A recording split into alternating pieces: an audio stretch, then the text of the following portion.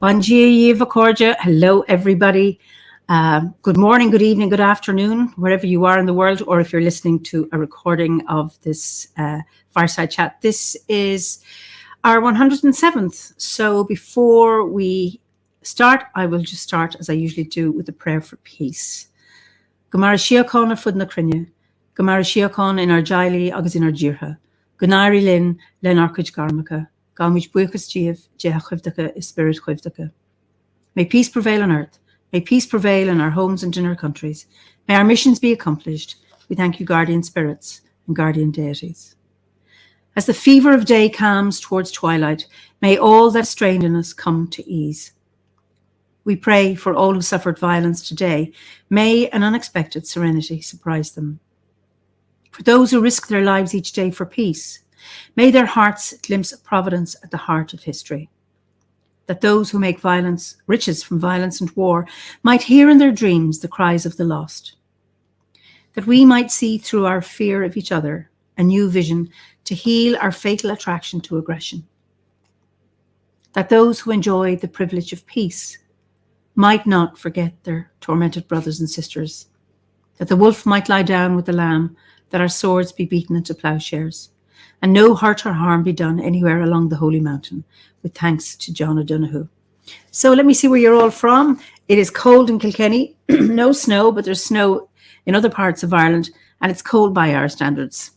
The Anaheim Hills in California, snowy Leicestershire, chilly and rainy South London. Well, that's what it's like here. Sintra, Portugal, Bernese Oberland in Switzerland, Sweden. Okay, currently on the couch, fully clothed with 2 blankets and still freezing. Sorry, pagan gesture. Yes. New Orleans, where I believe it's hot and humid. Belgium, Denmark, snowy and windy Galloway. Montreal, County Meath. Kinsale, getting milder. It's been bad in Cork. It's hitting the east soon. So Ballina, Tipperary. Just lovely to see you all. Alton, Illinois, Prince Edward Island, West Cornwall, Washington, great, Suffolk, Wyoming. Wonderful to see you all. You're all so welcome. Well, Oakland, California, foggy, 42 degrees today in Alton, Illinois. I don't know what that's in centigrade. So we are going to Berlin, and I'm going to introduce my guest, Cian Lang. Cian, you're so welcome. Yeah, I'm very grateful to be here. Good evening, Eimear and everyone. So you're in Berlin. So what's it like? What's the weather like in Berlin today, this evening? Cold, chilly, rainy. There was some snow in the morning, but it melted away in an hour. Okay. So as a Druid, what's your landscape like? I mean, how do you know? Yeah, Berlin itself is built between 2 rivers. So there's a lot of water, a lot of flow, a lot of movement in the city also. And the land around is very sandy. It's a heath. So I think this is also something which affects the city and everyone in, that there is always movement. And it's not to really root deeply, but you have to work to stay grounded. Okay. All right. So what do you do to stay grounded? Oh, I do a lot for staying grounded in Berlin. I do some grounding exercises each morning and every morning. And I go to a park around the corner, and there I do my Tai Chi in the morning. If it's not like today, this was really cool. But normally I do that. And there's one of my favorite trees, the rowan tree. And if it's very hard to ground, I always sit there down on the roots and lean my back to it. And this always helps. Is this rowan tree, do you have a garden, or is this a rowan tree near where you live? No, it's a park. It's an ex-cemetery, and there are some lovely old trees. Oh, beautiful, beautiful. So, what brought you to Druidry? Oh, that's a good and long question. I think it was the forest. Okay. Because as a child, I was a lot in the forest, and I had some hard times there, and the forest was always like my parents, my teachers, my healer. Mm-hmm. And so I think I was, yeah, it was normal to go there, but it was a long detour to come to the Obot and to Druidry via shamanism, via Tai Chi, via Norse shamanism. And then I went to this, we have a long night of religions in Berlin. And there is also a location which is dedicated to all pagan things. Okay. And I went there for a reclaiming ritual. And there I met a Sikh group and talked to them. And this was like the spark going, oh, wow, this might be a path to walk. Yeah. So this event, just the night of all religions. Yeah, a long night of religions. A long night of religions. That's great. So all religions were represented there. Yes, absolutely. Wow, Yeah. wow. And it's spread over the whole city. So you have different locations where you can do things, hear lectures or participate in rituals. And this is really beautiful. And is this run every year? Yes, it is. And do you now take part in it as in, representing Druidry or your shamanism or anything like that? Yes, I do. We have like a group of people connecting all pagans. Yeah. And they always organize rituals together. So last year we did a fire ritual because the whole long night was dedicated to the element of fire. Okay. And this was beautiful because there were druids and a satru and witches and everyone joining for this. And this was really powerful and beautiful. Wow. Lovely. Absolutely lovely. So, you are a druid, and yet you have bardic talents. You're involved in healing. You're a writer. So I know people might recognize you from the Obot healing rituals that we've done. How many have we done? We've done 2, isn't it? Or we've done 3, actually. Started 3, yes. 3. So just tell our viewers a little bit about your work on the healing circle. Yeah. Last year I was invited for this first healing ritual when the war started in the Ukraine, and I was absolutely grateful to having been invited to this. And after it, I thought this is really something I would like to do and to go on doing work like this. And also there was a wish deep inside me, which was born in the Ovid great time, to connect with other healers and exchange about our work, our gifts, how we do things, and also to support each other because it's really hard work. Mm-hmm. And sometimes it's good to really nourish yourself. And to do this in a circle was a deep wish of mine. And yeah, so I called out and found out that a lot of people would love to join. And so it grew and came into life, which is amazing for me. It's still such a miracle. So what work are you doing with the circle? And I haven't disappeared. I'm just turning off the heater here. Yeah. We are meeting on a monthly basis and then sharing how we feel, what we need at that time, and then do a guided meditation or journey together.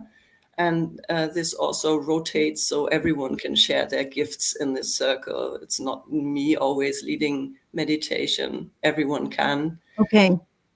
And 2 times per year, we now will be offering public rituals where everyone can join this circle. And in this meditation, we kind of explored an inner grove of OBOD healers and found out that there are many ancestors present in this circle, in this inner grove, and that you can just go there and get strength and recover and receive healing. Okay, so and any member can join. You have to be a member of the order, obviously, to join this healing. So how can people contact you? Just if people want to know more. Yeah, you can just email me or go via Facebook. There, my profile is Sian P. Lang, and write me via Messenger. I'm just putting in your email address, and that will come up on all of them. Now, there's a question in German. I'm putting it up here because I don't speak German. Can you read that? Yeah. Yeah, exactly. I did so. Ja, habe ich, Amon. He just asked if I wrote in the Discord channel we have that I am live here. So yes, I wrote this. Okay, all right. Yes. So, okay, so people can do that. And I know the last one we did, what was it, 2 weeks ago? Yeah. It was very well received. Yes, and Marina Soma, you know Marina? Yes, I know her. Greetings to you. She said there's a Facebook page which was started. So what's the name of the Facebook page? It's the OBOD Healers Circle. Okay, the OBOD Healers. Okay, so people can get that. Okay. Yes. So when thinking of healing and your journey through the grades and I suppose your life since becoming a druid or joining the order, are there times when Druidry's helped you or supported you in your life? Yes, definitely. Right now we have we had a little crisis in our relationship, and this really helped. We sometimes did just ritual together for our relationship. When talking didn't help anymore, we swapped and switched into doing ritual or making music together. And then we could find each other again on this different layer, which wasn't like this left-sided brain thing where you can crash in arguments and nothing happens anymore. But switching over to the other hemisphere just helped us to get in contact again, for example. Gunther says, love beyond words. Yeah. It's really interesting. In order to have a ceremony with somebody, do ritual with somebody, you also need a very strong relationship. And it's really interesting. Okay, in your relationship, you have a blip and, the talk isn't working. And I suppose it's a testimony to what was already there, that you could do a ritual that could break through whatever it was that was between you to come out the other end. Yeah. It's I'm not too sure many people think to do ritual at times like this, but actually, if you can do that, that's quite magical. And I mean that in the deepest sense. Mm. Yeah, I think we can. This was always a level on which we met very easily. Yeah, the spiritual or the artistic. Mm-hmm. Yeah, and another time was in the Ovid grade. My parents had to move from their homes to residency for elder people. And this was really a hard time because I'm an only child and I had to do all this stuff alone. Yeah. To sell a flat and a house and law and do the whole moving and organize everything. And I did the light body exercise every day before I did anything. And this helped immensely, this little 5 minutes or so. Beautiful. And it's interesting how something very simple like the light body exercise can sustain you and ground you for the day to deal with whatever's facing you. I think it's wonderful. Yeah. Dawn says, it must take incredible emotional maturity and growth to be able to do ritual together, especially during the more difficult days. Such a beautiful and inspiring connection. I agree, Sean. Yes, Yeah. absolutely. But, you know, I mean, so many people will talk about how much their Druidry or being a Druid or having a Druidic practice or the community has supported them in times of difficulty. And it's wonderful to hear how that has happened in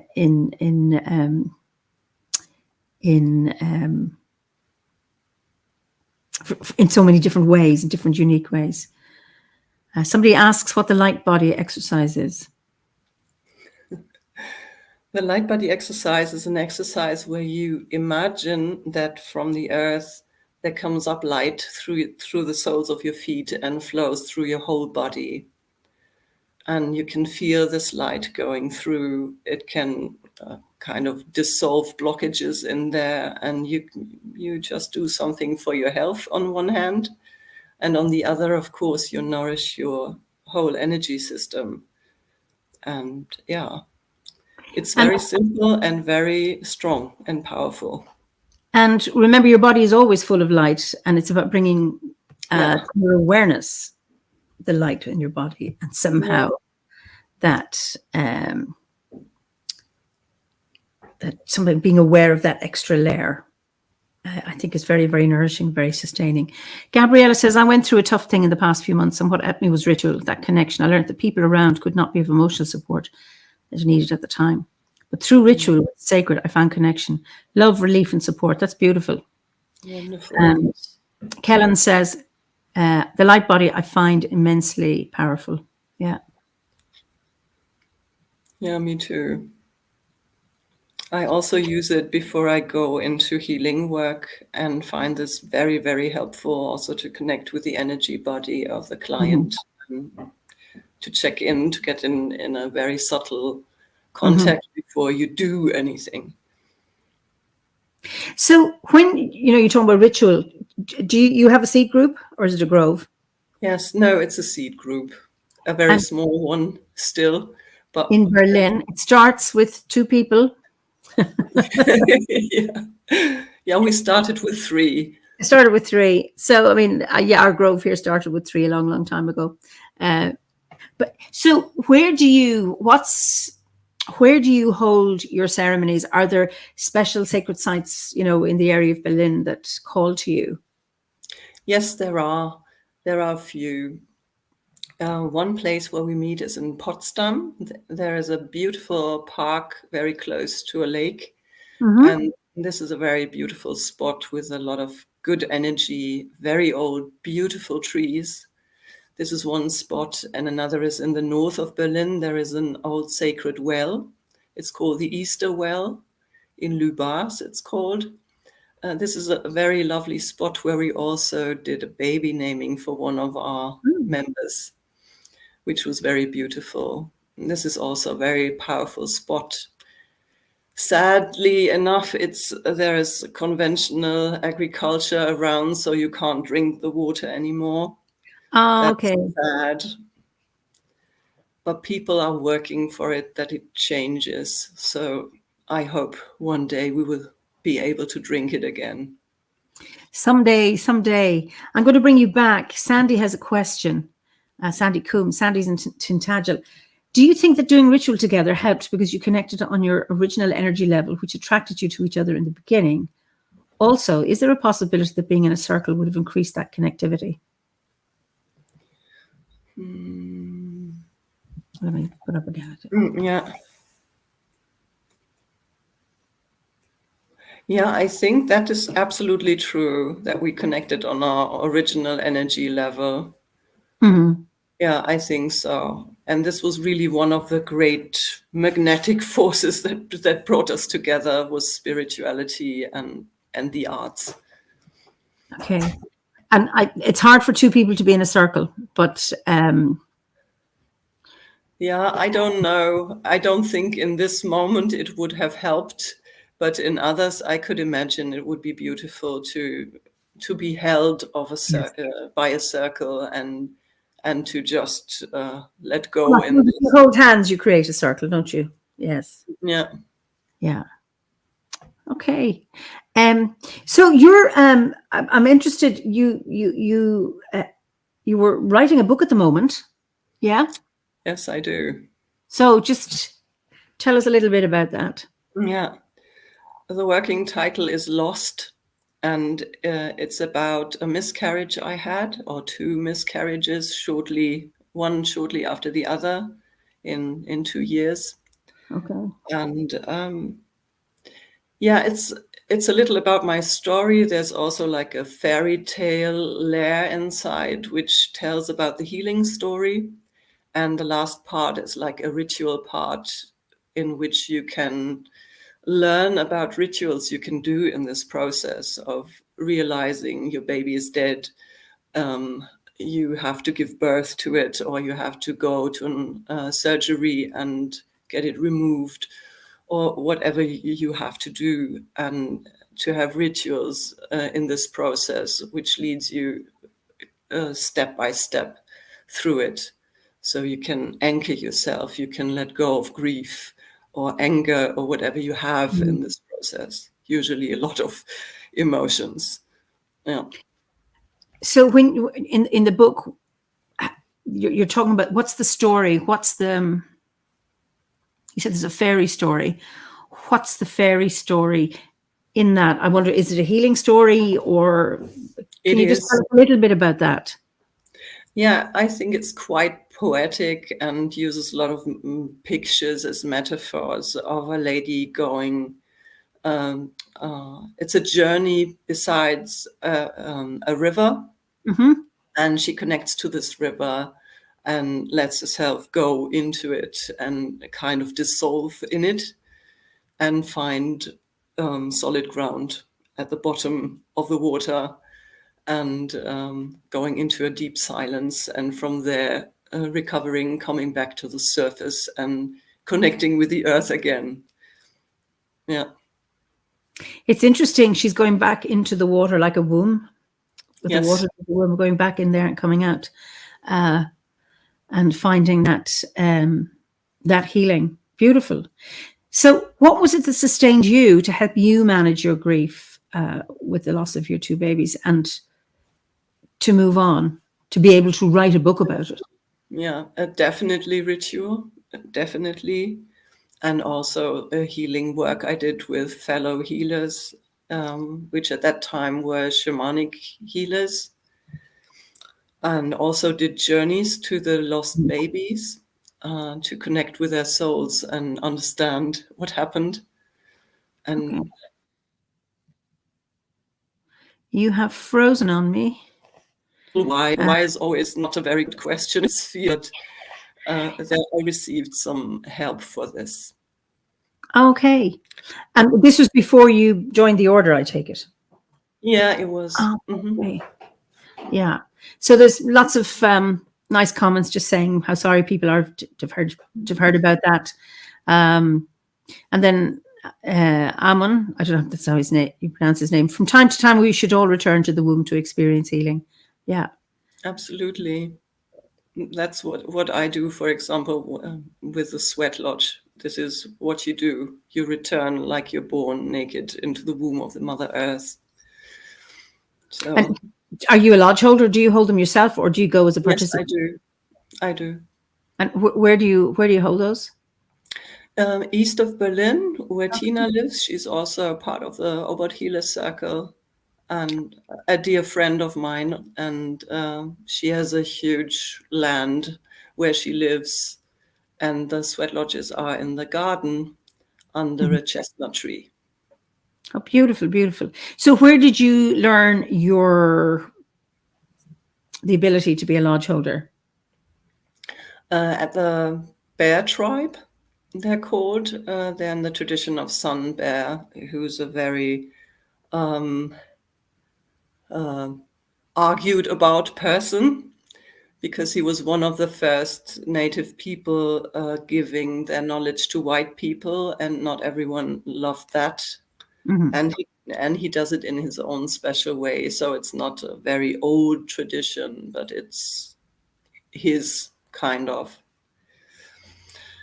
But the people I learned with, I really love them, and they teach as a couple, which is beautiful. So you have female and male energies in your teachings, which is all, for the lodge, it's great. And after a while doing this, I talked to my teacher and asked to use the Obot medicine wheel for this lodge, because I had the feeling this is what I need. I need something which is connected with this land, with this tradition. And so we talked about it, and I did a lodge for myself with this, received some German songs for the directions, which was beautiful. Very good.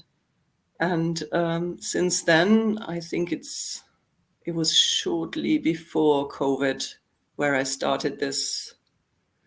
And I'm doing this now for a few years, and it really feels wonderful and right to do this in this way. Beautiful. And you have 2 children? Pardon? You have 2 children? Yes, I have 2 children. Are they interested in Druidry? Not really, but they're used to me doing things like that, and they grew up with me learning sweat lodge and things and providing ritual at home and things like that. So they know that, and my son is also a firekeeper for my lodges and had his own introductory shamanic training. And have they gone into the lodges themselves? Yes, they did. When I started doing lodges for myself in the training, my daughter was about 3 years old, and she was lying next to me, her head in my lap, and saying, "Oh, it's so nice here. I don't want to go out." Absolutely beautiful. I was my son was 3 when he went into a lodge for the first time, and I was pregnant with my daughter. Oh, wow. I did 3 lodges being pregnant with her. And wow. The medicine woman, this thing about you shouldn't go into a sauna if you're pregnant. And I asked her about that, and she said it's one of the best medicines if you're pregnant. So she was 18 months when she was out of me in a lodge. And I was able to feed her, just very, very calm. Oh, beautiful. So, yeah. So it's I haven't done it in a long, long time, but I haven't been in a lodge in a long time. But yes, quite beautiful. And to bring children in, it's lovely as well. Yeah, they're so natural with everything. It's so easy, I think. Also, when they're in ritual in general, they just morph in and out, and they know what it's about. It's beautiful.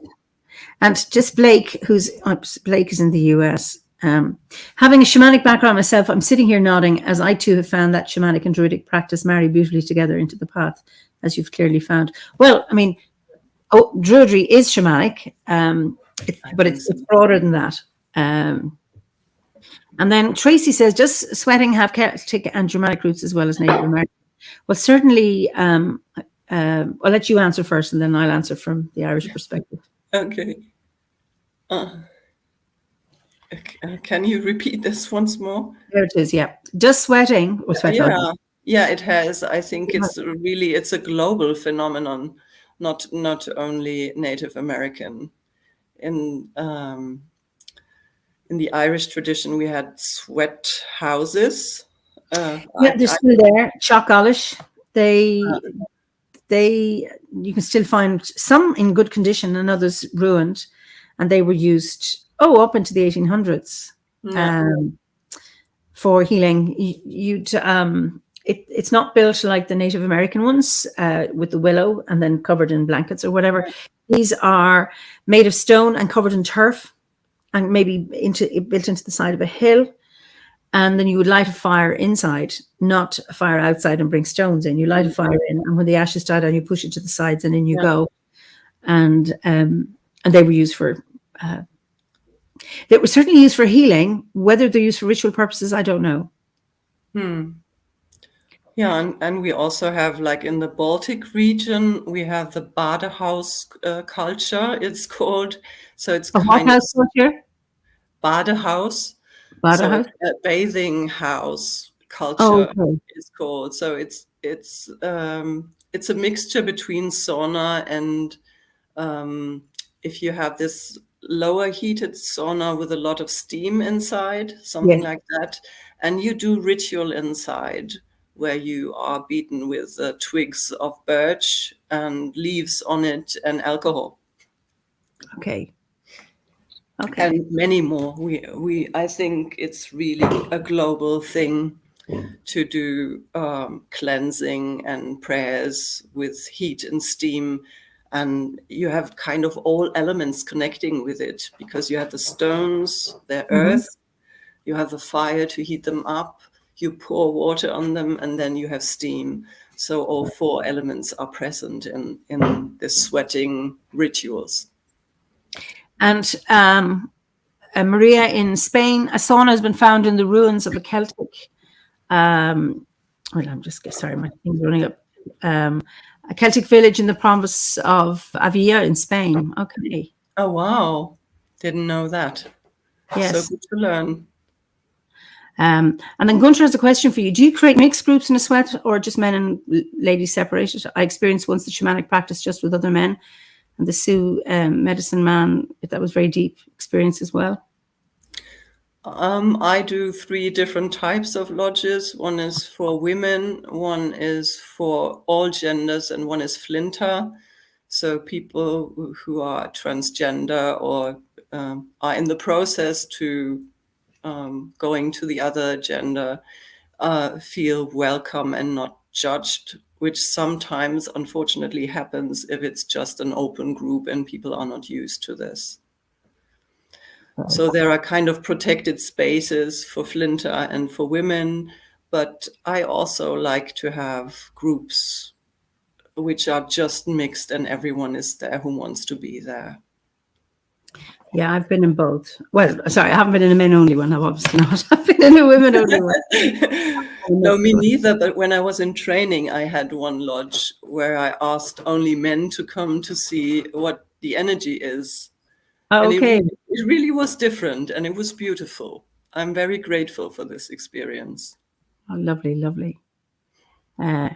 So Michael says, yes, the heat and sweat and spirit they breathe onto us is softening, a certain humility that bends us down towards the earth and the unlived life within. And then there's the Neep. Is it Kneep or Neep forest in Bavaria is very popular. Is that for sweats or sweat houses? What kind of forest? Kneep, is it Kneip? Kneip. Kneip. I see. Kneip. Sorry, my. Yeah. He was a healer and doctor who was very much into healing via water. Okay. So you can do this walking in water, only your legs inside. Okay. And he kind of poured water here and there, but I don't think that he's connected to sauna things. Okay. And Taimi, who's from Finland, I have my own sauna in my home. And in the old times, women gave birth in the sauna and stayed there for a week, were cared for by other women before joining the family again. Oh, this is beautiful. That's always also what they do in Mexico. They have the temazcales there. And if birth doesn't work as it should, then the women are also taken into the temazcal and they give birth there. Wow. Wow. Yeah. Gabrielle has a question. Is food allowed in the sweat lodge? No, it isn't. And that's it's not because it's a taboo or something, but it's because of the energies. They're really strong, and if you have eaten beforehand, you could just throw up, or just be fighting with food. Please stay in. Oh yeah, yeah. So you usually don't eat before it. Usually you fast the whole day and just eat after the lodge. Yeah, it's hard to go in there on a full stomach. Francis, who's also in Finland, there are indeed here in Finland the sauna capital of the world, parallels between the sauna traditions here and those of the Plains Indians in North America. So, and Tracy, you've seen I've put Chocolish in, and hopefully the phonetics make sense to you. Yeah, I think sauna is just, it's also something like this, but it has become more profane over time, and the spiritual aspect maybe is gone forgotten or something like that. But I always feel it when I'm in the sauna, that it's also, you release a lot there. Oh, yeah. And come back to yourself. Yeah. I found when it can be really hard in a sweat, when it's really, really intense, and just at the moment when you think, I can't deal with this anymore, person has always said, open the door. You just go right to the point where I think I can't continue. Yeah. And then right at that moment it stops. So you have a break. Ferdia just wants to say how wonderful that you're actively making all genders welcome and safe. I hope so. Yeah.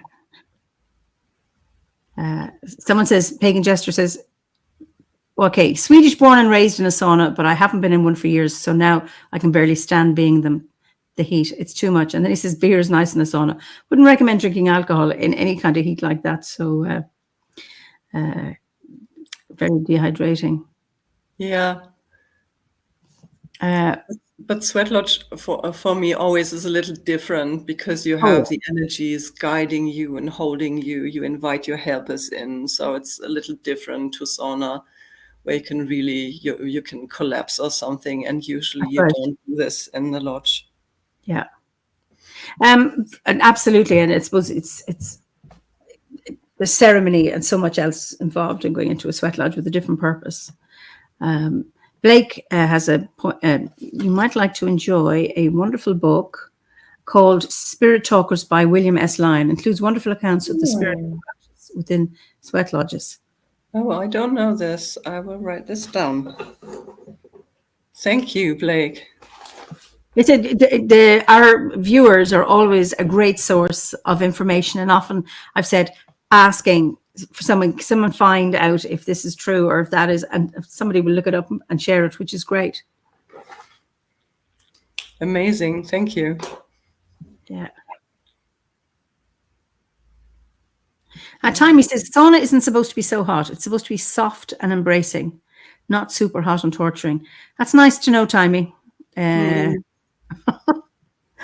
find them at times very, very hot. So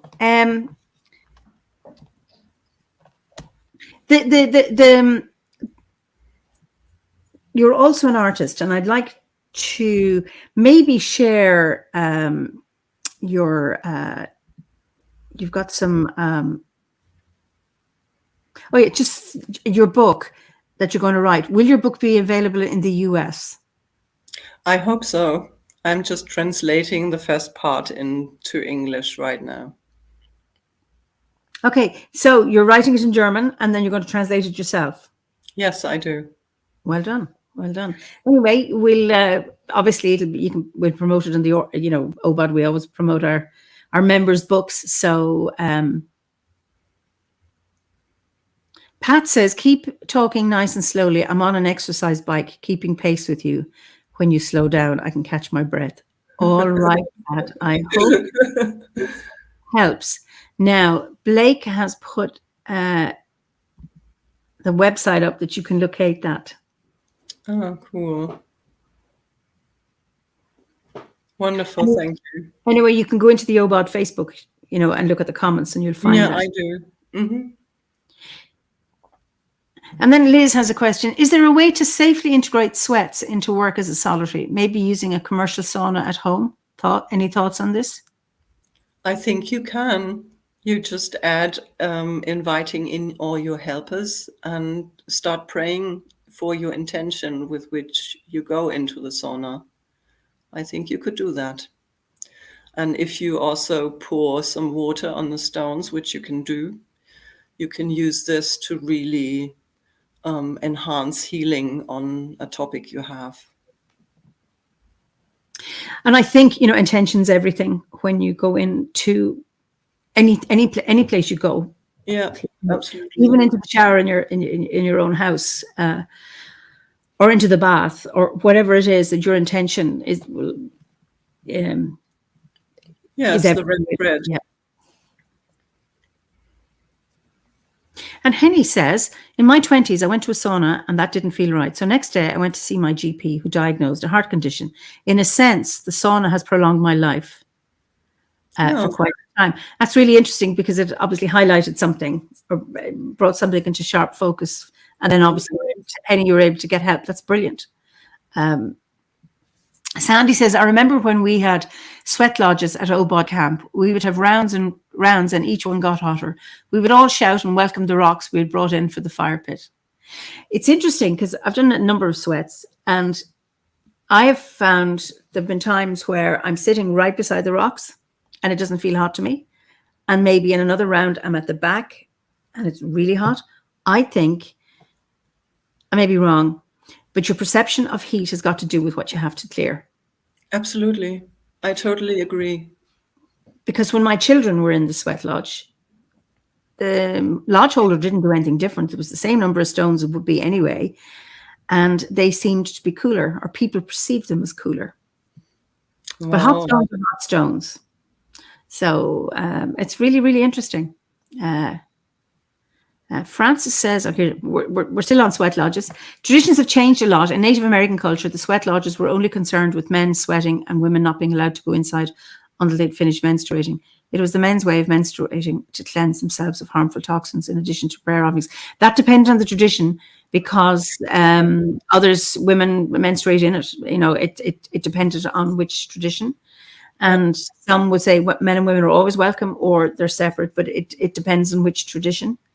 Yeah.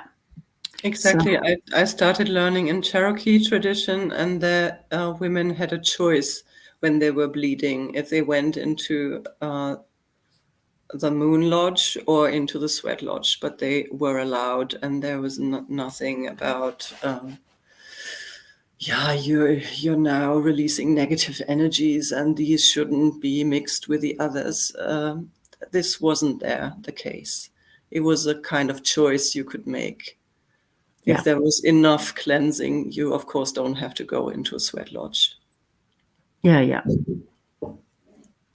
And Taimi, sauna without water is not sauna. We have a sauna spirit and we use herbs, tinctures, and birch branches. Yeah. And I mean, there's always a bit of water in a sweat, you know, just a difference between the two. Absolutely. And do you use herbs on the rocks? Yes, I do. Normally, the classical herbs would be cedar. It's a kind of juniper, a special kind of juniper you use to bless and invite the energy of the stone in.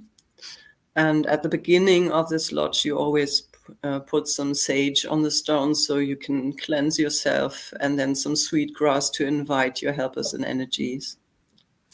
And obviously sweetgrass is American, but is your cedar German, like local? Yes, it is. Yes. And sweetgrass also, it grows here. It's no problem. Yeah, I have it in my flower pots. Okay. Actually. Is it a native or is it? Yes, it is. Here it's called Mariengrass or Mary's grass. Go away. Where you can see it must have been a grass which was dedicated to the goddess. Okay, that's fascinating. Wow. Yeah. So, all right. So I'm going to. So just tell us a little bit before I put up. We're going to have a little slideshow. Yeah, about the slideshow, or about your artwork and all of that. Yeah. And so what we will show you is one part is about an exhibition I did in the forest.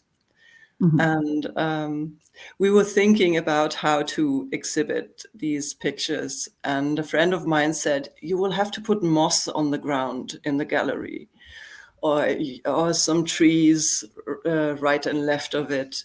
And after a while, I thought, well, maybe I should go into the forest with these pictures. And then we did this. And it was a beautiful spot close to the Exton Stones. It's also a place of power in the middle of Germany.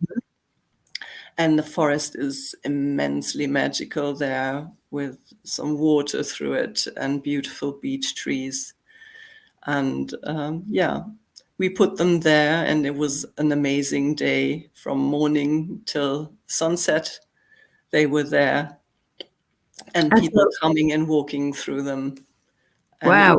it was the right decision, I think, to hang them there and not into a gallery. So I'm just going to put this up. So you just tell me when to. So you can speak. So this is obviously the extern stones. Interesting. Okay. Yeah. It's about underworld goddesses. So goddesses who are connected with the underworld or deal with underworld topics like the dark sides of your soul, which the story of Medea, of course, is, because she goes crazy and gives a poisoned wedding dress to her husband's new wife and kills her children and herself, or goes crazy about it. And there is a beautiful version of Medea by Christa Wolf, who's an Eastern German author, who kind of felt into this lady who came from a matriarchal society into a patriarchal one and goes crazy over it. And I love this book very much. It's very deep in my soul, and I tried to also dive into Medea and her children there, showing them as babies. So I'm maybe it's because you might have answered the question, but I was, before you said about that version, why did you choose Medea as a subject for your painting, given that she murdered the second wife's children and then herself? It seems fairly grim. I mean, so what was it that called you to celebrate her in this way? I think that she really tried to be herself in this foreign society, which functioned totally differently from hers, and not giving in to be domesticated, but be her wild and strong self. And this I adored about her. And of course, she doesn't succeed with it, but I wanted to acknowledge her struggles and her courage to do so, to try and not forget about who she was. So was it her own children she killed, or the children of the second wife? No, her own children. Oh, sorry, her own children. Okay, sorry. Yeah, in Christa Wolf's book, it's the idea is they don't. She didn't want to have them growing up in this society in which she suffered so much. So, okay, so she kills her children and then herself. Okay. Yeah. Wow.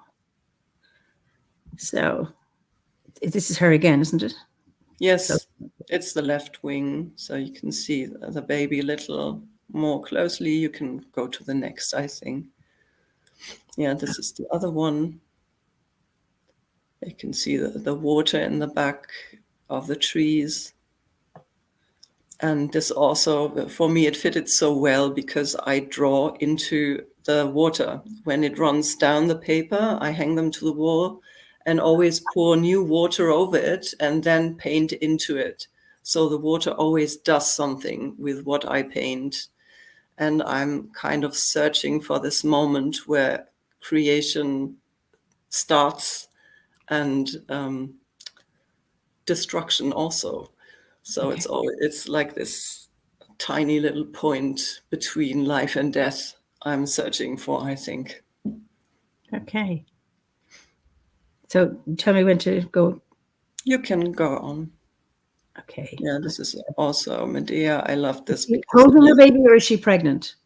She's pregnant there. Yeah, and for me, this pregnancy stands for, the seed she's holding with this pre-patriarchal force she has. Okay.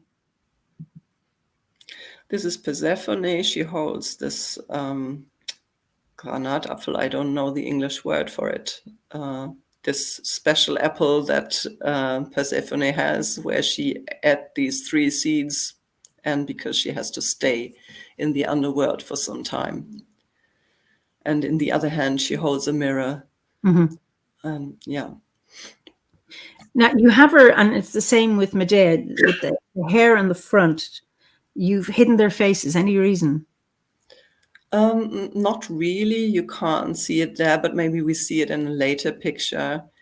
You can see the faces, but they're also flowing.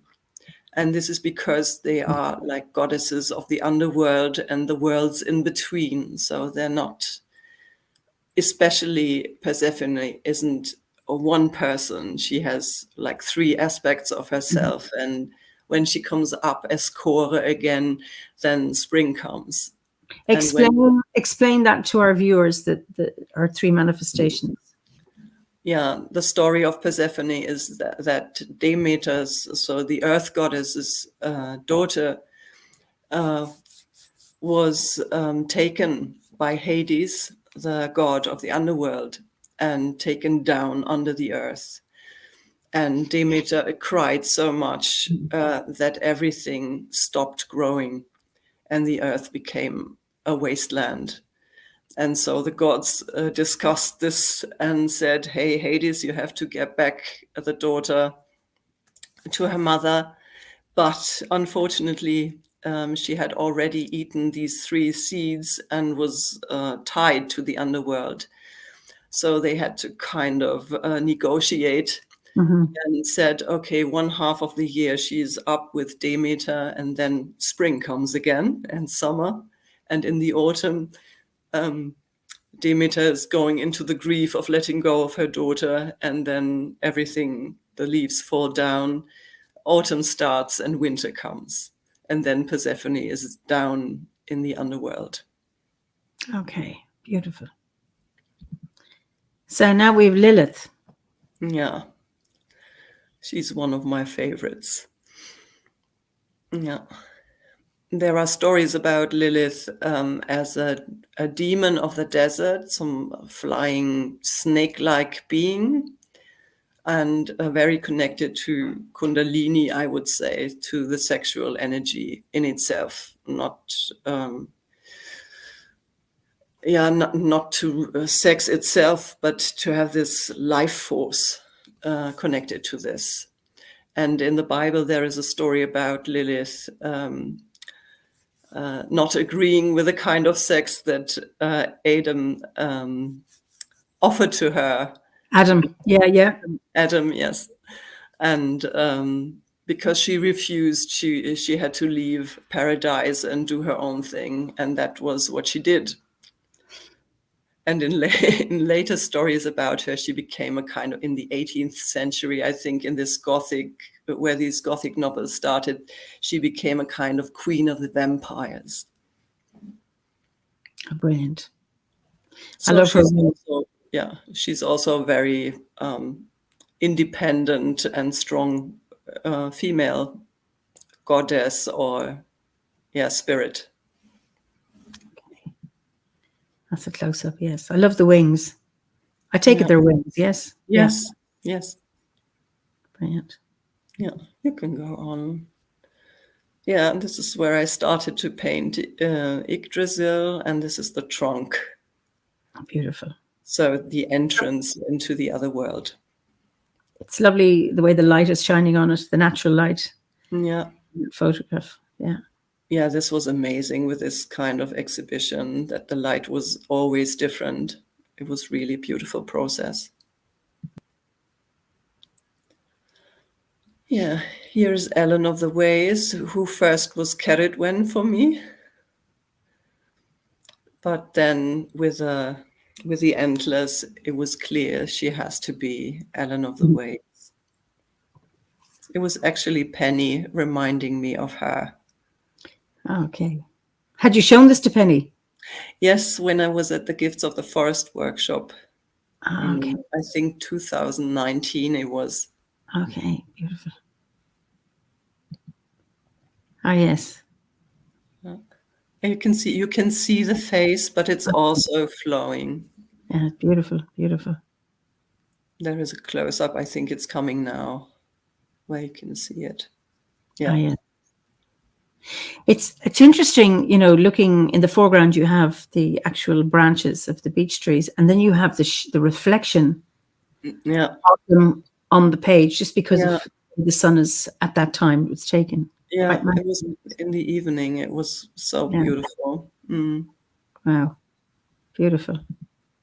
So, this is a new project. I wanted to do cards of the runes. I'm very much into working with the runes because I'm on this Norse shamanic path too.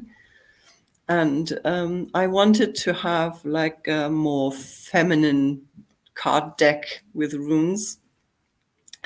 And found out when I shared some of the pictures that women reacted very strongly to it and said, I never could go with runes. They seemed so very male to me. I wasn't attached to them. But these are the first ones that really touched me. And this was amazing because I had this wish to do that. Lovely, lovely. So let me go on to the next one. Okay. Yeah. So these 8 are the first at. These are a kind of series of runes that come one after the other, 3 times 8 runes. And this is the first at, the Fehu at. It's about the gods and goddesses and the upper world. Okay. And this is Ansus's rune, which is very much about the connection to the gods and goddesses. And and Urus is like the most ancient quality of water you have, and also connected to the Aurochs. Okay. A very old, strong force. And it's also a healing rune. And this is Raido. It's all about traveling and really traveling from one place to another, but also to traveling in the other world. Okay. And this is now that's a very much feared rune.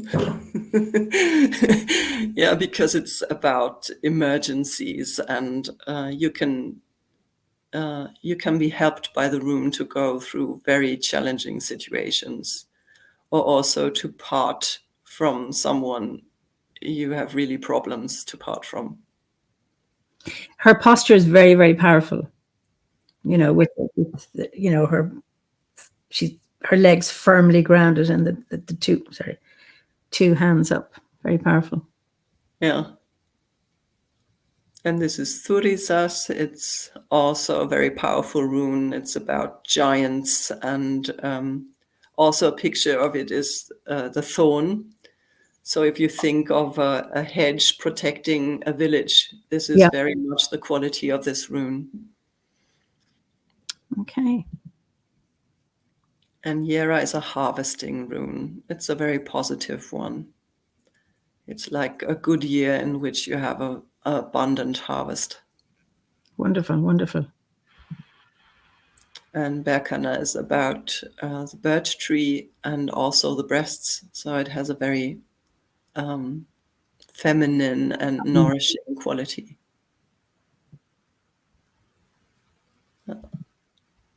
And that's Wunyo. It's also a very wanted rune because it's about joy. I love I don't know much about runes, but I'm just looking at her and I thought, oh, she's just so beautiful. Just whatever it is there's a certain flowing freedom about it. It's like, yeah, I want that one. Yeah.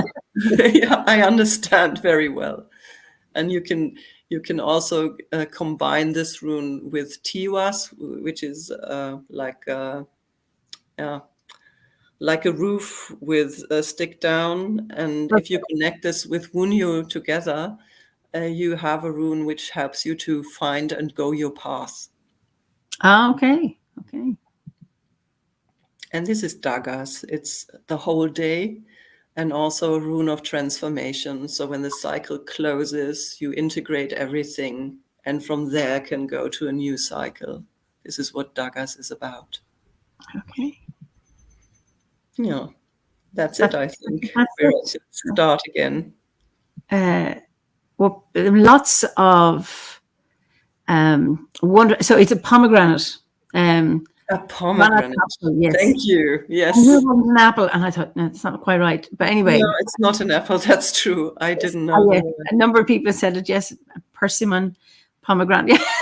Loads of people helping you here. Blake says, what a magical setting and concept for an art exhibition. I'm just enchanted.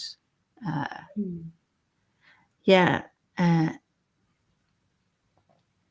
Yeah, and for me it was so right, because really the forest was always such an important place for me, and to go there with my art was just like a logical step to do. Beautiful. Michael has a question. How do you experience yourself as you create these paintings and as you sit with them in your own stillness?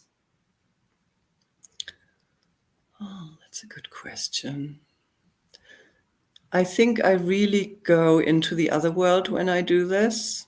I try to step back and be like a channel and allow things to come through. And with this process of pouring water and drawing into it, it really is a kind of surrendering to what wants to come out, and when to go to the paper and when to retreat and allow the water to work. It's I did some calligraphy when I was at art school, and this was a lot about this special moment when your brush touches the paper, because it's not only your brush touching the paper, but also the paper touching your brush. And to get this moment, this is what I'm searching for all the time, to really have this moment when everything comes together and I just have to surrender to it and allow the brush to do whatever it needs to. Lovely. Saga says, this is beautiful. I love the liminality of the doing and undoing coming together as your intentional lines meet the blurring flow of the waters. Truly enchanted. And Neem, if I pronounced your name properly, Neolithic earth goddess face is often concealed by hair. That was my question. I'm just interested in. Okay.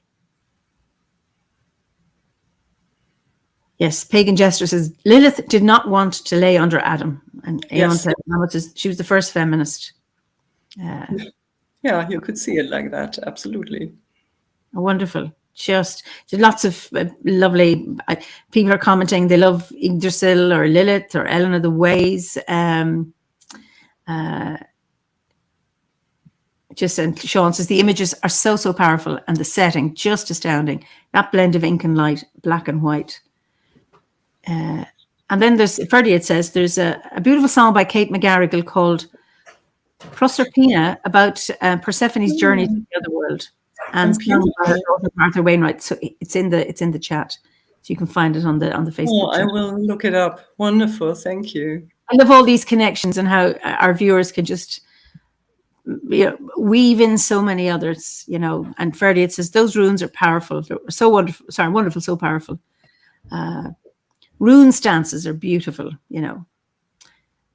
She said, what does the third one mean from left to right, first runic screen? Let's go back. Let's go back.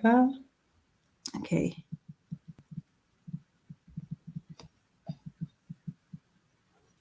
That's Fehu. Yeah. The first one? No, the third one. The third one. That's through. No. 1, 2. Yeah, that's Thuri. We had this. No. Oh, it's from the left to right, the first runic screen. Sorry. Yeah, okay. Third from left to right, this one. That's Thuri's, the third one. We had this. This is the thorn thing. We talked about the hedge protecting the village, so it's a strong protective rune. Okay. And it's also about the giants in the Norse mythology. The giants are like the primal force of the earth, like fire and ice. there are some fire giants and some ice giants, and they're not rulable or domesticatable. Wow. A saga of Swedish. Runes are quite feminine in nature. They come from the, now I can't pronounce this, SEI, I don't know if it's a D or an R. Caesar. Yes. Okay, which is an art considered highly feminine, with Freya being the goddess of Caesar, whatever it is. That's true. That's true. Yeah, absolutely true. I think what the women who wrote to me meant was that, like, a lot of men use runes, and if you look it up on YouTube or so, you don't find women talking about runes, but a lot of men. And so I think, yeah, it's good to remind us of the feminine qualities of them. Okay, Herb Crone Art has given an explanation about Medea. Ellen of the Ways is part of my life too, and Circe, is it Circe? Anyway, Medea's aunt has a wonderful story. Medea used her magic to help her husband with impossible tasks he was set, and once he married her, took her away from her family, and he promptly dumped her for another woman, and that's connected to what she did to her children, if memory serves. Okay. Yeah, that's true. And Blake says, Wunjo? Is that how you pronounce it? Wunjo? I like how it's associated with joy, but the pose of the woman on the card radiates a sense of calm. Calm and joy aren't often thought of as together, but it's perfect in my mind when we think about it. I mean, you can have ecstatic joy, but you can also have that wonderful, the joy of being calm. Yeah. So. Yeah, and fulfilled, I think this is also something. If you're really fulfilled with life, with yourself, with the joy of life, then you can also be quite calm. Yes, and Liz says, I love the idea of forming the runes with the body almost yoga-like, and that's what I was thinking of with some of the poses. Just wonderful, and to be able to do it in a wood, just brilliant. And then Ricky, thank you, Ricky. There's a lovely double album called Persephone by Wendy Rule, an Australian singer and pagan. Okay, so, wonderful. Yeah, and he has that again on the link. That's the link is there. Thank you, Ricky. And then Pauline, I'm so happy to hear how you follow Ellen of the Ways. Your artwork is amazingly displayed. Such inspirational artwork, also with the runes. Oh, thank you. And then Michael says, these magical invitations out of our identified selves, the art stretches us into the soul of things, wind us out onto the spiral of undoing and remembering, awakening our multidimensional nature, softening into the whole of things. This necessary and darkened descent into the architecture of our true nature. Great love to you. I've also wandered into woods, hanging my paintings, burying some, embodying others, some otherworldly feast of you and me. Michael, that's very poetic. Beautiful. Beautiful, yes, thank you. And then there's a question. Does Medea have any connection with the story of La Llorona in Mexican culture? I don't know. And I don't know that either. And I know the story and I've forgotten it, which is terrible. Apologies. That's been absolutely wonderful to have that. And it's just great to see the responses of people. You have some poetry you want to share? Yes. Anyone up for poetry, having had the visual arts? So yeah, well, sometimes I really do combine both, and the book will also be combined with sketches I did in that time when I lost the children. Okay. And I also have a lot of sketchbooks, hundreds almost, in which text and illustration combines in a way. Sometimes one giving birth to the other, and sometimes in the other direction. Yeah. So over to you when you're ready. Yeah. I would like to share the ancestral journey because it's dedicated to the Obod Healer Circle, and with much gratitude to all the wonderful people who are part of it and will become part of it. Ancestral journey. Blue-dyed wool floating in space, entangling a cube of control and fear. Fear so deeply woven into the patterns of our cells, we hear it getting silent, getting tight. No light in this undergrowth. We hold our drums in our arms like newborn beings, caressing the light strands being spun above the stones, lighting the candles to open up space for transformation. We drum, we sing, we weave together the new patterns of light and healing, the pattern of freedom and trust. It's beautiful. Beautiful.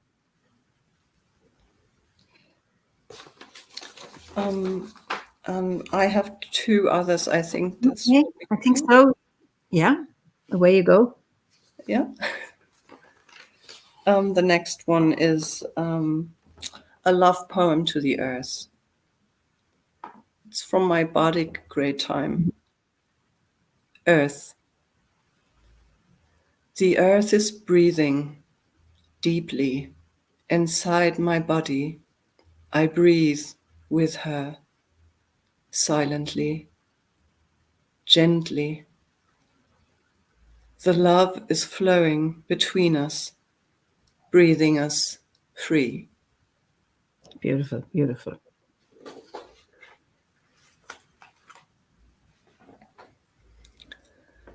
And I think the last one is dedicated to the beauty and challenges of life.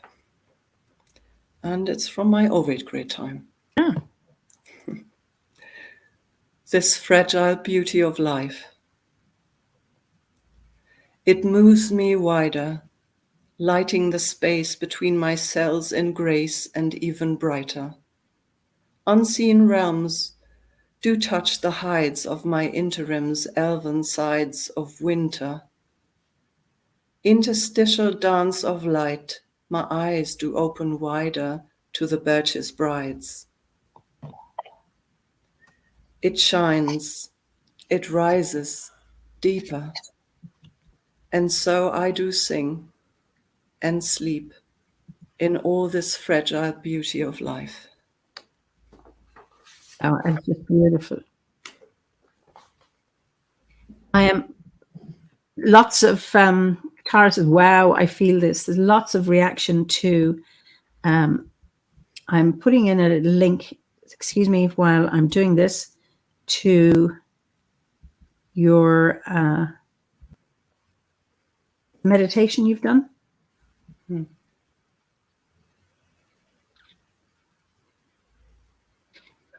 Okay, that's not the meditation that's in her book, okay? Just so that you know. No, it isn't. Okay, so okay. Very much heart, beautiful, very emotive, beautiful poetry. Thank you, love it. So thank you very much, soulfully enchanting, so talented and connected to spirit. Beautiful words. Thank you for sharing it with us. So love that shining bright through the birch branches. Yes, I commented on that. It was beautiful. Love it. Wonderful. So there's also a song, isn't that right? I'm going to put this in just so that Yes. while I'm, forgive me, I'm slow at putting in these, what do you call those? HTTPSs. I always get it wrong. SOTIF. Yeah, and maybe it's good just to say that this song also was a poem, and a poem which wanted to receive some music. And since my husband is a musician, a professional, he helped me to make this poem music, and this was amazing work we did together, and I'm still very grateful for it, and hope we will go on doing this. Just working on the next poem right now. Brilliant. So, I mean, having done the ritual and come through that, to be able to collaborate like that, it's just lovely to create, you know, that another marriage between the music and the musicianship and the poetry is just beautiful, isn't it? It is. It's amazing. For me, it's really a miracle. So I'm going to ask you, given that you've many achievements, What has been the greatest one, or what's the thing that you're most proud of that you've achieved? I really think the Obot Healer Circle. This is something which is immensely precious to me, and to feel this connection with all these gorgeous, awesome people and all these different gifts, to see this diversity and power. It's amazing, really. And to really work together and support each other. It's also a space to really support each other through hard times, and this is amazing. Yeah, and I can see you're touched by that. Yes. It's beautiful, beautiful. Yeah. What is the biggest challenge that you've had that you've overcome? I think losing my children. Yeah. And not wanting to go with them. Yes. Yeah. But staying here in life and accepting that this is also, that death is a part of life, and that you can lose everything you love. Yeah. And I think, go on. Yeah. Yeah, I think this is really to go through a crisis and accept it as part of life. This is a huge process, to go through your dark souls of the dark nights of the soul. Mm-hmm. Yeah, and come out stronger if you can. And maybe you stay wounded forever, but you also bring back like a kind of medicine from there. And this is always something I try to keep in mind when I'm in crisis, that usually you come out stronger again and have some new medicine in your bundle. Yeah, and I think it's wonderful to have that worldview and to be able to hold on to it, because when you're grief-stricken and, like you say, wanting to go with them, yeah, and yet you already had a child, and I know it's when we have other children or there are other people in our lives that are important that keep us here instead of wanting to go over there. And then you had another child, so that, you know, by not going, following your lost children, you were able to have to continue on. And I think there is a gift in, I've said this before, so forgive me, people who've heard this before. We have an Irish word, a word in Irish called dush. It means a prize or a reward, but it also means sorrow and tribulation. So there's that, you know, the gift that can be found in grief and in sorrow and in loss. It's paradoxical, and you have to find that yourself. It's not there for everybody, but I was lucky I found it in my grief. And I think you have too. Me too. But it's something that is discovered by the self. It's not something that you can be told. You know, you will find a gift, and that's not for anyone else to tell you. It's something that you find that yourself, and it's quite beautiful. And you still live with the pain, but there's also there's a beauty in there, or there's a joy, or there's a gift in that as well. Yeah, exactly. That's what I meant. Yeah, and of course some wounds stay with us forever. Yeah. But and what we can do is to learn to live with them. Yeah, absolutely. Cian says, such a difficult experience, I cannot imagine. However, we are glad you're here to bring your gifts to our community and share your experiences. May your giving nature help others. So much wisdom and creativity, Cian. That's from Maria in Spain. Thank you. How very thank you. I'll just say that's about me. Well put. Thank you, Timey. So I'm sorry for your loss, my dear. This is from Tara. My heart is with you. Poetry is a dance of words. That's from Wolf Spirit. So yeah, that's true. And Geertum, you know, glad you, from Bonhomme, from Belgium. Glad you've taken the initiative for the Healer Circle, Cian. Yeah, thank you so much that you're part of it. Yeah. So Michael Irvine, some fairy breath, some wisp and whim, some child lost and child known, some dance within the willows weep. A poem for you and for your sleep. Pleasure to hear your story and touching poems and the light of soul in your eyes. Blessings. That's a poem in itself, Michael. Oh, wonderful. Thank you. It's so beautiful. Yeah, beautiful. And Gabriella says, the dearness who pass away would never want the ones remaining to suffer. They would only want love and joy. That is so true. Yeah, sure. Yeah. Yeah, and Francis says, I think it's a very important message, Eimear. So many see sadness and sorrow as a burden, and it is because they do not know how to examine and look for the gifts in them. Yeah, it's, I think if we talk about death before it happens and talk about loss, we can begin to appreciate it so that somehow it can be facilitated to find it. And again, it's a journey that you must find it yourself because nobody can teach it. Because it's too patronizing if it is. I remember always saying, time is a great healer, time is a great healer. And that wasn't my experience. I thought that was the greatest load of rubbish. And I would never, ever tell anyone again that time is a healer. And then I'd be fine for a while. I'd think, oh, maybe time is. And then it hit me again. No, time isn't a healer. That's rubbish. To go up and down, up and down. So, what's time? How long is time? And, how long is a piece of string? So it all has its own process. And Philip, I agree, talking is so important. Absolutely. Yeah. Yeah, and also body things, I think. So really go out for walks or dance it out or do things to really feel yourself in yourself. No. Tara says, I can relate. I gave up my oldest two to live with their father when I was a young mother suffering from PTSD, secondary to prolonged sexual abuse that kind of attacked me while I thought I had swept it far enough under the rug. Having my youngest two and so much love together, I have so much grief, even in my joy, with my other two. Mm-hmm. Wow, Tara, that's been hard. Really challenging. Yeah. Blake says, I think if people are going to say that time is a healer, they need to understand the wibbly wobbliness of time. Absolutely. And Gunther says, a Celtic wisdom says there is no time, just transformation. That's very wise. That's right. And yes, and Lisa, I have to dig deep so much, but still life is very odd to me, but gratitude helps. Actually, that brings me to... someone says, why do people have to die? To make life important, 6 feet under.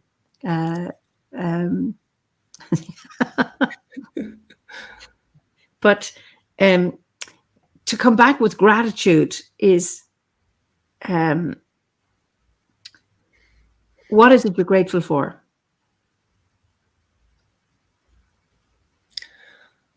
Well, for life itself, for my children, for the miracles that life still provide. Yeah. And for the little things. This was something I could, in my grief, always relate to when I went to my park to find these moments of beauty, like some dewdrops on the grass and the sun coming through, things like that.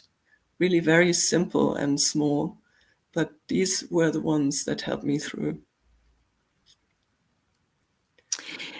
It's being able to find those small little things, like that's very profound, the dewdrops, being able to see them and notice them through your own tears.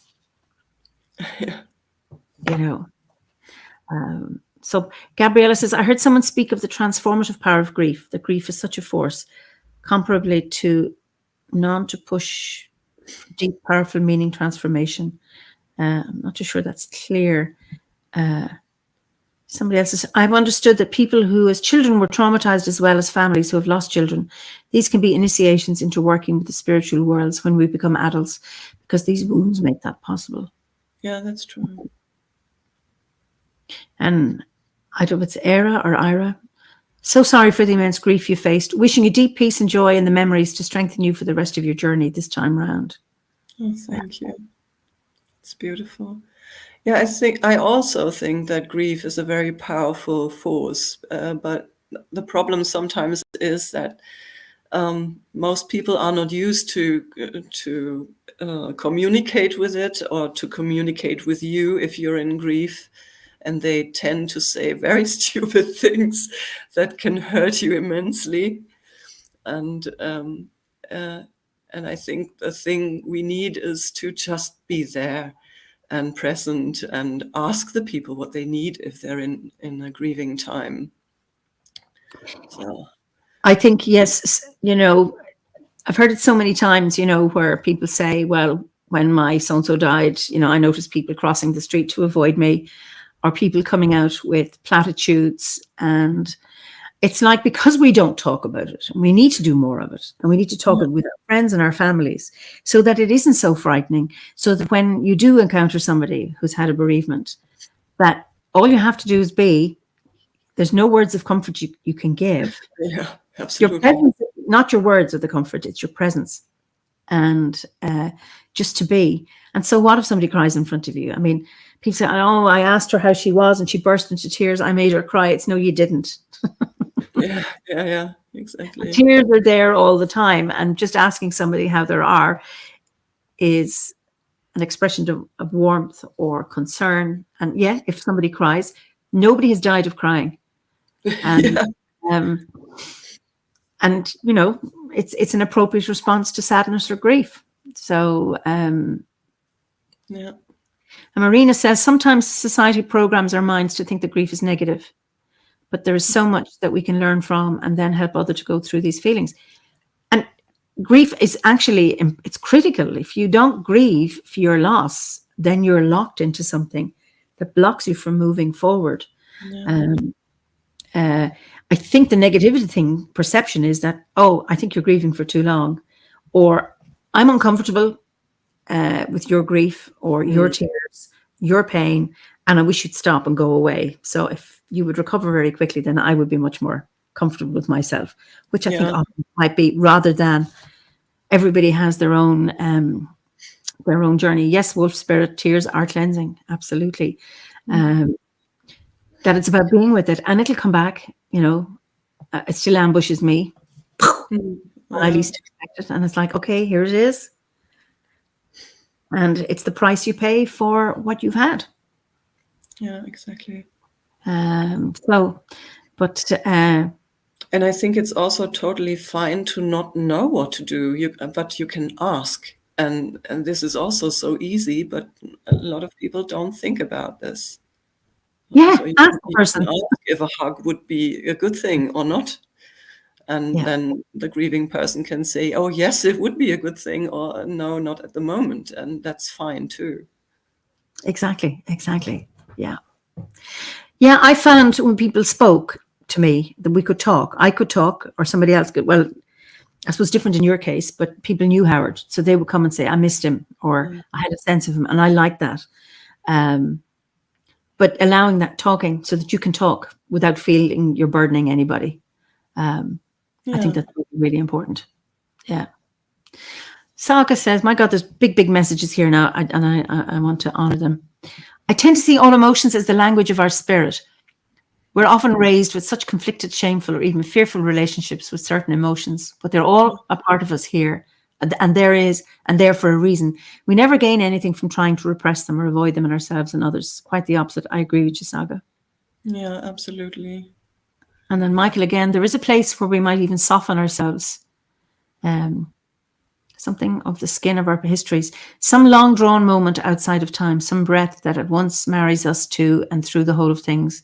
That grief, sadness is a necessary season, that they're wound and wonder, intricately wrapped with one within the other. Absolutely. And Philippa says, grief are a part of love. Yeah. Yeah, it is. It is. So what brings you joy? I imagine it's painting. Absolutely. All those wonderful things you do. Yeah, painting, of course, and writing and dancing and singing. Yeah. And also to be outside in nature. And I also enjoy this city very much because it's so alive and creative. And especially when I moved to Berlin, it was a time in the 90s where there was art around every corner here. You could walk out, and in an old house which was ready to be renovated, there was a concert or an exhibition, and you didn't have to pay anything. You just went in, and there was art everywhere. It's beautiful. And, Beautiful. yeah. So is Berlin a very artistic city, or known for it? Absolutely. Absolutely. Oh, now I'm going to ask you another question. What's the most reckless thing you've ever done? We've all had the nice ones. So here's the interesting one, juicy one. Yeah, I think the most reckless thing I did is I once hit a guy on the dance floor with my fist in the face. Oh, wow. Did you hurt your fist? Anyway, what happened? What was it about? Yeah, he just danced very tightly with me, and I didn't want it. And I said to him, "Hey, guy, listen, if you don't let go, I will hit you." And he was grinning and doing this, "Ha ha ha, you won't do this." And again, I tried to move to another place on the dance floor, and he followed me and again started it. And then really my total berserk state came in, and I really hit him with a fist on the nose, and the nose started bleeding. And I think I was quite lucky that there were some people getting between us, because later I got to know that he was an American soldier. And I think if he had hit back, it would have come out badly for me. So I was very soon protected. But Wow. I was really impressed that I could do this. Yeah. So am I. Blake says it does seem you tried alternatives at length before hitting him. So by the time you resorted to hitting him, okay, what else was there to do? Yeah, well, I didn't feel very good after it anyway. But I also had this feeling, okay, if it comes to a real emergency, I can hit someone. And this also is sometimes a good thing. Knowing you can do it and don't have to. So did you not hurt your fist? No, I didn't. I did a lot of Tai Chi in this time, and I knew how to hit. Well done, well done. Well, and Gordon says, well done. Gabriella says it's self-defense. Yeah. I mean, if saying no doesn't work. And Pagan Jester says, my sister did the same thing, except she kicked a guy in the nuts so hard he almost passed out. I mean, no violence is not okay, but yeah. And Lisa says, it may have been an awakening for him. I hope so. It would be nice, when you get something like a shock. I'm sure he got a real shock. That can actually go, whoops, I was out of line there. I got exactly what I deserved.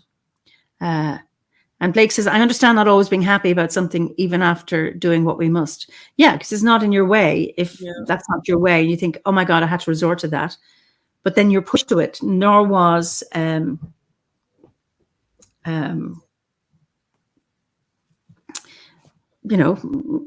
needs must. It's not very pleasant to have to do it. You shouldn't have to be put into that place to do it. Yeah. But anyway, well done for defending yourself. And let's hope he learned from it. I hope so too. Wow. So, hopefully you taught him a valuable lesson. Well done. Good on you to punch him. You're getting a lot of support. You did try to avoid him, and yet he kept on you. It's like, are you a pacifist? I am, but I'm a conditional one. If I had to fight, I would. I don't want that. I don't like violence, but if I had to do it, I would. And I do it to save my children. The claws will come out of anyone near my children. I go, rawr.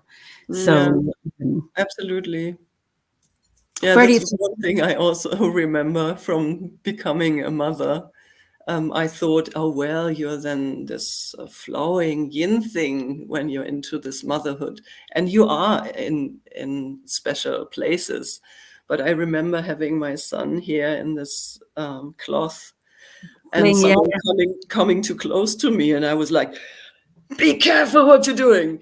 And I thought, ooh, whoa, what was this inside of me? It was like a lioness coming out and saying, get away here. And that's an instinctive response. So, it comes to you instinctively, and that's how we protect our children, our young. Ferdiad says, I'm reminded of the song from Cabaret, He Had It Coming. Gabriella says, I really doubt it was the first time you tried that with someone. Yeah. And conditional pacifism makes pragmatic sense to me. That's Blake. Absolutely. You only do it if you have to. So, one concern you have about the modern world? Well, especially after the COVID times, it's about tolerance, I think, and really listening to each other without judging first, but taking our time to listen to each other, to accept other viewpoints, and still be able to connect with each other even if you don't agree, and not to polarize this aggressively. This is something which really concerns me, and what I experience a lot also in my practice, that people are really, that the nervous systems are like from all this fighting they had in the last 2.5 years. Yes, it's so what gives you hope? Yeah, for example, circles like the healer circle, or also the OBOT, where there are such a lot of amazing people who try to give their bests to be tolerant, open, and loving with each other, and to see how many we are, that it's not little. Yeah. That's and wonderful. We're not the only circle of wonderful people doing this. Yes. Just Saga says, I heard a great take on ahimsa, non-violence, once. Allowing people to hurt you is violence, so defending yourself in a way is stopping violence from happening. And Pagan Justice is concerned with the world, a lack of love, a lack of understanding, and often that gets expressed online, which is such a pity. Oh yeah, that lack of tolerance, and then on this, you kind of think, oh my God, it's such a toxic platform, and then we're able to have conversations like this, or we can, use this platform also for our the healing rituals, the ceremonies, all of that. That I suppose anything you have that's useful, that's helpful, can also be dangerous. So it's about moderating that and being aware ourselves and reaching out to each other with love. That's all you can do is combat it. Yeah. Gabriella says, we've so many opportunities right now to infuse the world with love. And it's up to us to do it. And we need to tolerate different points. Yeah, I've noticed, funny, with all this talk about diversity and inclusion, that with that there's a huge level of intolerance as well. And it's like, if it's a really challenging one. Absolutely. I totally agree. So we're coming to the end of our chat, and it's been really, really enjoyable and really, really interesting and wonderful to see your artwork and your poetry. My last question is, it usually is, what is your favorite season, and what is your favorite ceremony to mark the Wheel of the Year? Oh, my favorite ceremony is Imbolc, because it marks the beginning of light coming back into my life after winter. And you can really feel it then. The days become feelably longer. And the snowdrops, I love them from childhood on. I also have them in my flower pots out there. Very beautiful right now.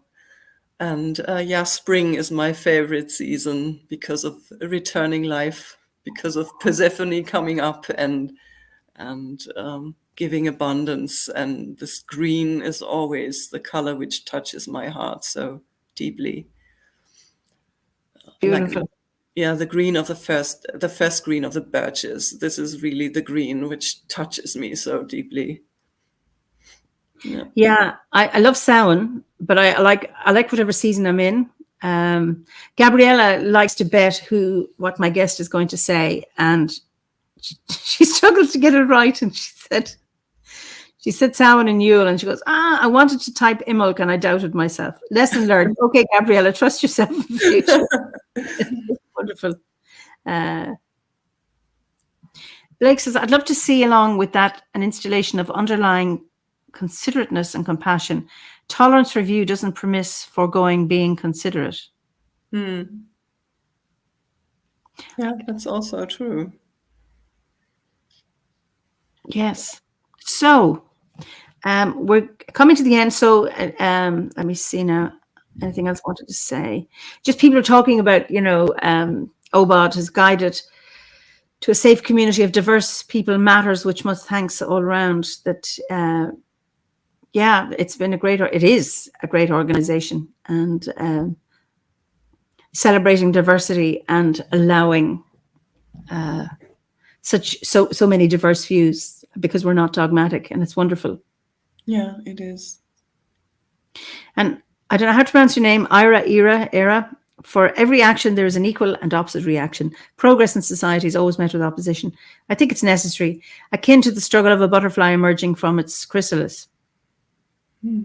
I think so, yeah. And it's about holding that and not panicking and not going into despair about the reactions to whatever the actions are.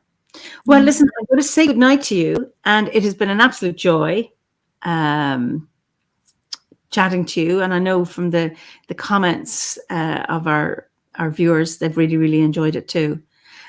Alison says, this has been such a lovely fireside chat. Cian has such a lovely calming presence. Thank you. Thank you so much. It was so wonderful to be with you all and with you, Eimear. Thank you both for a lovely visit. That's a nice word, calling it a visit, Blake. Thank you both so much. That's from Anne. Lovely. So I'll let you say goodbye. What a lovely, wonderful evening of art, poetry, and wisdom. Oh, and Ricky had said something earlier, just Ricky being very, very funny. He said video, audio, disco. And but by disco comes from the Latin, I hear, and it's about learning. So that was included as well, which I think is beautiful. And then Neem says, thank you, Eimear, for bringing us lovely Cian. Thank you both. Thank you both so much for this. Wait a second. I want to include the chats. Thank you both. Very enjoyable, very beautiful, lovely, creative. Thank you for the talk, the art, and the poetry. Pauline, thank you both so much for this very inspirational discussion. Cried and laughed through this. That's good. Thank you both for lovely. Ihawa. Good night to you both, and thank you so much. Wonderful time. So, great. So, thank you both. Blessings and strength to both. Best online experience ever. You see, there'll always be someone for whom whichever chat is, it's the best one for them. It's been lovely. So I'll let you say goodnight, and then before I send you backstage. I thank you all so much for your beautiful comments and tips, and I will study them and see what gifts they bring me. Thank you so much. Okay. So thank you all for joining us again this evening, this morning, this afternoon, or if it's a recording.